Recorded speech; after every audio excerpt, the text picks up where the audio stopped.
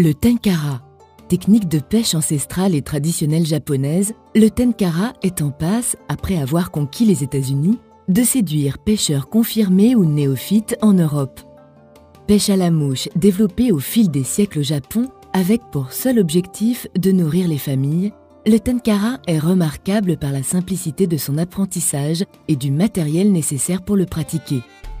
En 5 minutes, on a compris le système. Au bout de quelques heures de pêche, on sait pêcher au tenkara, quoi. Mais la simplicité, elle vient du fait tout simplement qu'il n'y ait pas de moulinet et pas de soie. On va dire, un gros point noir et un nid à emmêlement à moins, tout simplement. Le matériel est très simple, hein. Il vous faut une canne. Au bout de la canne, vous avez un petit fil qui s'appelle un liliane qui est terminé par un nœud. Vous accrochez là votre bas de ligne en tissé en général pour débuter. Un bas de ligne tissé, vous rajoutez des pointes et vous mettez votre mouche. 3 à 5 mètres pour ces cannes de moins de 100 grammes et à peine plus de 100 €. On les trouve aisément sur des sites de vente en ligne français, précurseurs dans l'importation de ce matériel. Les mouches sont celles habituellement utilisées pour la pêche à la mouche, des seiches, des noyers ou des nymphes. Le tenkara est plutôt une technique de pêche en eau rapide. Des cours d'eau jusqu'à 15 mètres de large, plutôt ouverts, sans couvert végétal trop important, en zone de piémont ou de montagne. Les plateaux en montagne, là je pense qu'on est sur,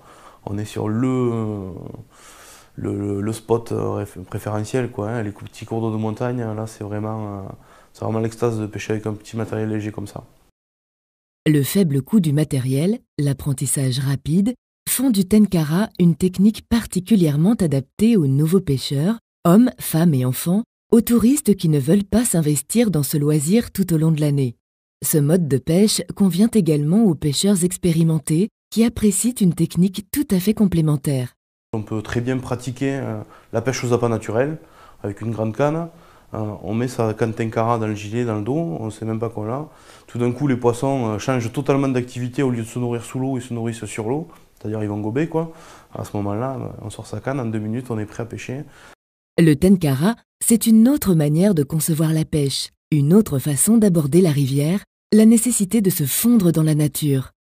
Puisque vous n'allez pas pouvoir lancer aussi loin qu'avec une canne à mouche, vous n'avez pas de moulinet, vous ne pouvez pas sortir de la soie, vous allez être obligé de vous fondre un peu dans le milieu, de vous approcher de la rivière discrètement, d'observer. Vous allez voir les poissons devant vous.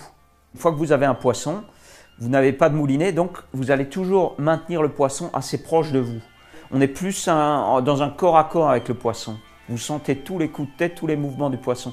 C'est plus une question de feeling, un peu de revenir un peu à la simplicité.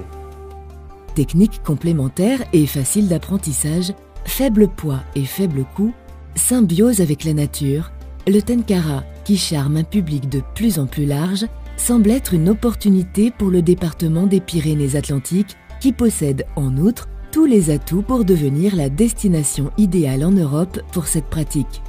Je crois qu'il n'y a pas, par exemple, un office de tourisme qui n'a pas un ruisseau qui correspond à la pêche au tenkara.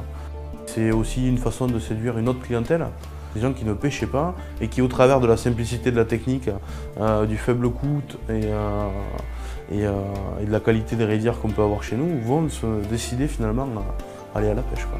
Ça s'est beaucoup développé aux États-Unis, maintenant ça commence à être courant là-bas, ça arrive en Europe. Ce qu'on peut dire, c'est que les gens qui l'essayent, en général, l'essayer, c'est l'adopter.